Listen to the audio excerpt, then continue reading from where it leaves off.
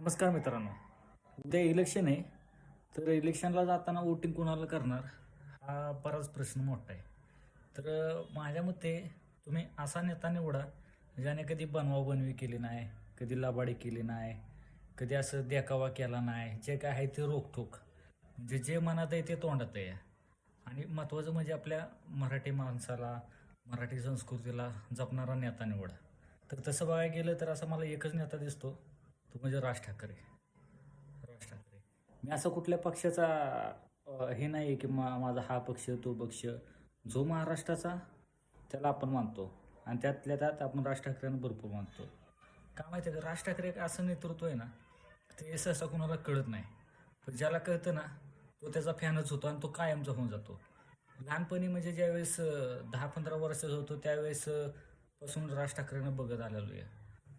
किती काय ते भाषण होतं, काय ते त्यांचे मुद्दे, काय ते त्यांचं म्हणजे फ्युचरमध्ये काय केलं पाहिजे, डेव्हलपमेंट कशी केली पाहिजे, आपल्या संस्कृतीला धरून किंवा अजून म्हणजे एक इन्फ्रास्ट्रक्चर कशा पद्धतीचं पाहिजे जे फॉरेनमध्ये असतं तसं.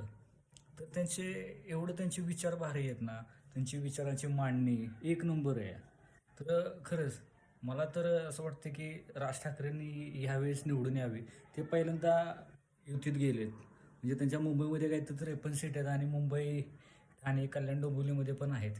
तर आशा आहे की ते निवडून येतील आणि बऱ्या चांगल्या पत्ताने निवडून येईल आणि महापौरसुद्धा त्यांचाच बसेल. त्यांचा म्हणजे आपल्या मराठी माणसाचा बसेल. यावेळी मनसे आणि शिवसेना म्हणजे शिवसेना युबीटी ही एकत्र आहे.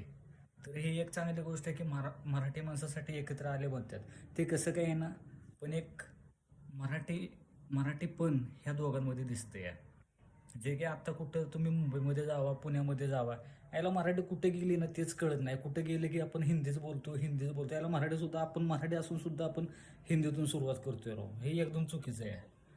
बघ बघा ह्या वेळेस राज ठाकरे खरंच एक चांगला पर्याय म्हणून आपल्याला दिसतील आणि असं काही त्यांनी त्या दिवशी शिवतीर्थमध्ये जे भाषण केले आणि जे त्यांनी प्रेझेंटेशन केलंय ना, एक नंबरच. बस फॅनच झालं तेव्हापासून अजून जास्त.